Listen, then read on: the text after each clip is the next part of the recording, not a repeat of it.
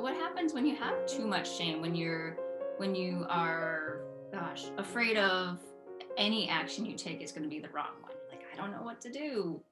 How can I tell what I should be doing? Who can tell me what I should do?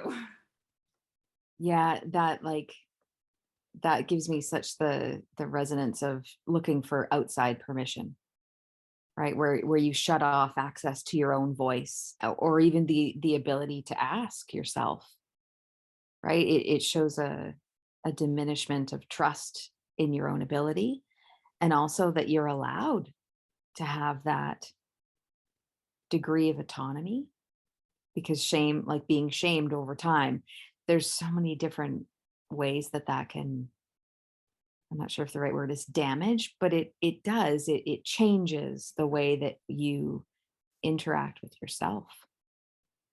And having too much of it that you can just never decide, or that you'll, in my experience, it's like that you'll just sort of like go along with other people's decisions because it looks like it works for them.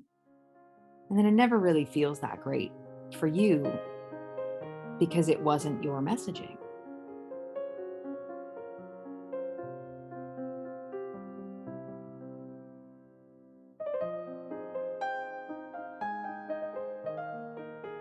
Hmm.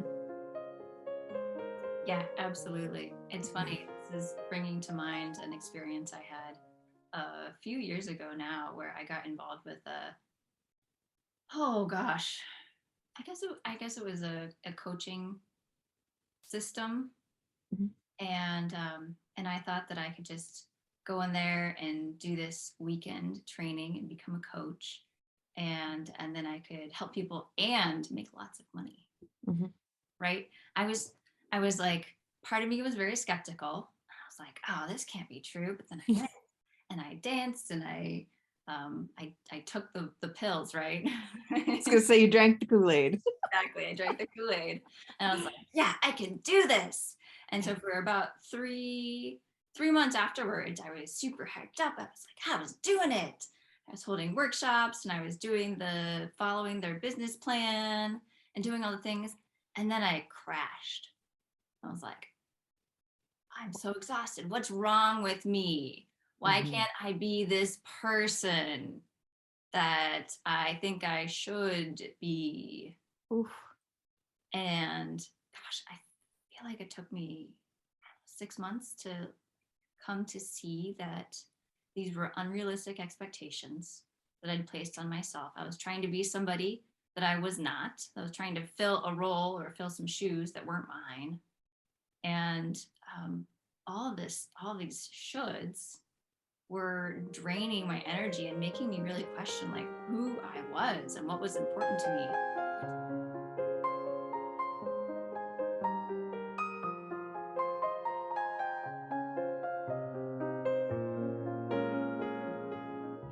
Which in retrospect was so valuable. It really made me look deeply and will question myself, well, what is important to me? Who am I really? How do I function? But man, it was painful. Oh gosh. And it can like really drive things to a halt, right? When that questioning of identity comes in, not just about behavior, but like I think often shame just goes right to the somehow I'm wrong. Like who I am is wrong, not just what I thought or did. And the second it gets in that deep, I feel like whenever shame comes up, it feels like this further insult to identity that we can't change. That we didn't, like, we just came in with it. Right. And yet when we can go, oh, shame's trying to help me decide how to live in alignment. The attack on that personal goes away, but only when we can actually sit and access it and Mm. consider, okay, this is who I am. How do I want to live? Right? The questions, who has been hurt and what must be made right. I love those questions. When you really sink into them, all the details of the surface sometimes just go away and you can reconnect to that inside alignment. That's a great word. I love that. Like as interchangeable for integrity, that alignment is such a good one. Mm, yeah. And the questions, when you're not really sure why you're feeling this sense of shame, those those questions can sometimes help you pinpoint, well, who has been hurt? Is it me? Did I do something against myself in this instance? Hmm. Or, did I hurt somebody I'm close to? Or did I Hmm. hurt my chances at getting this job because um, you know, I said a swear word when that was really not appropriate? Like, Hmm. all those are like shame instances. Yep. Yeah, and like very appropriate to have that come up for you to check in. Yes. The check in. That's the other thing, is Yeah. having time to pause after Mhm. you do something and check in with yourself. You know, how do I feel about that Mhm. interaction? What emotions am I noticing coming up? Do I feel a little bit of shame around this? Do I feel Mhm. contentment? Do I feel happiness? Do I feel anxiety?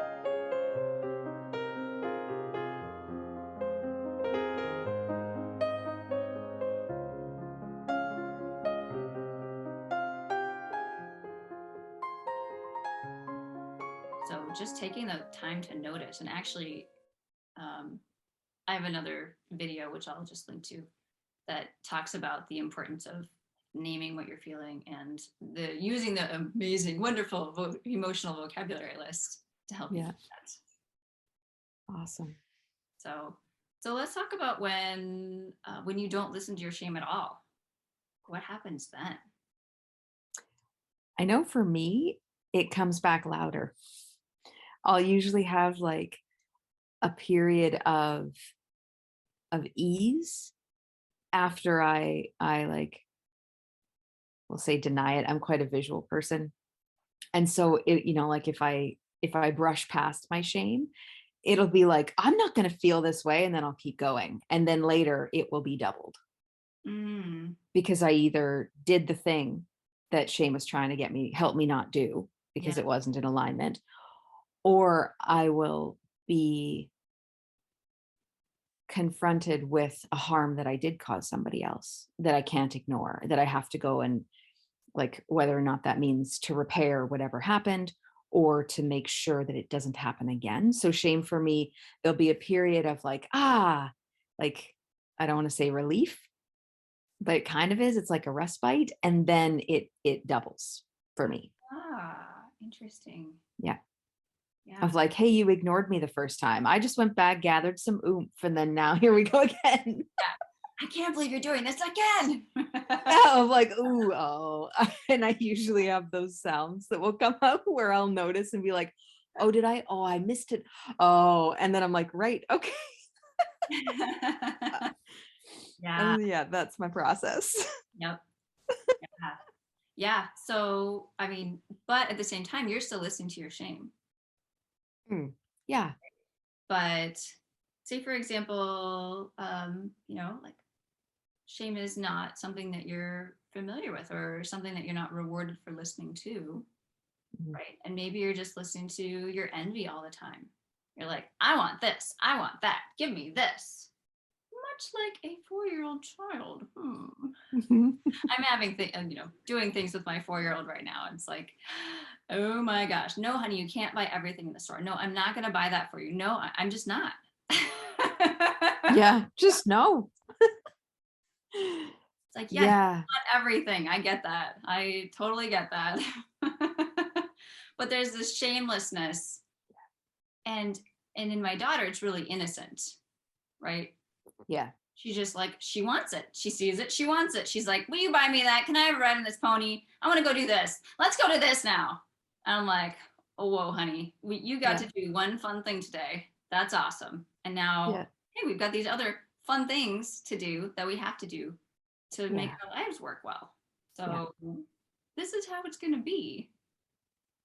But when I think, hmm, I think that when you're not shown like proper boundaries as a kid, then you grow up with a more of a sense of this lack of shame, Mhm. right? Because you don't necessarily have those barriers to push up against, right? Nobody's told you, no, it's not appropriate to ask to play with the birthday girl's toys before she gets a chance to play with them. It's not appropriate to open her presents, right? Mm, Right. Actually, yeah.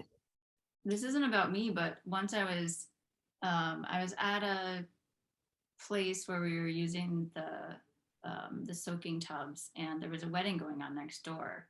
And some of the people that I was with, one of the women that I was with, she actually went next door to the wedding and got a piece of wedding cake and then brought it back and just like hung out and ate this wedding cake.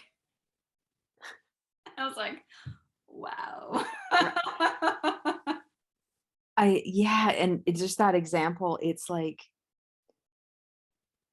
um, the word that came to mind is like oblivious to the potential harm or disrespect shown to other people, right? Like when shamelessness unfolds, I think I experience it more as like an overall lack of empathy than actually being able to identify it as a shame thing, which is interesting because I hadn't realized that until just now. I experience it as like a larger, like, wow, that person is very not self aware.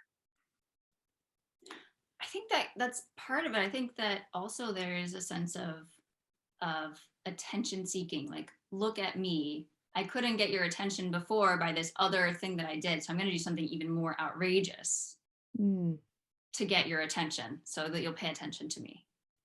Isn't that interesting? And maybe because shame isn't working, they're looking for other ways to feel respect and like it's almost like a I'm craving the gifts of shame, but since I don't access my shame, I have to go and get it somewhere else. I don't know. But I mean, it seems like the attention that they would get would only be negative. Oh yeah, but then they would Shame on defend it. you. But Totally. And they're like, no, that's like, and then you exactly. come down, right? Like, oh no, I don't do shame. I don't like to feel bad like that. Yeah, I It goes think a lot of good stuff.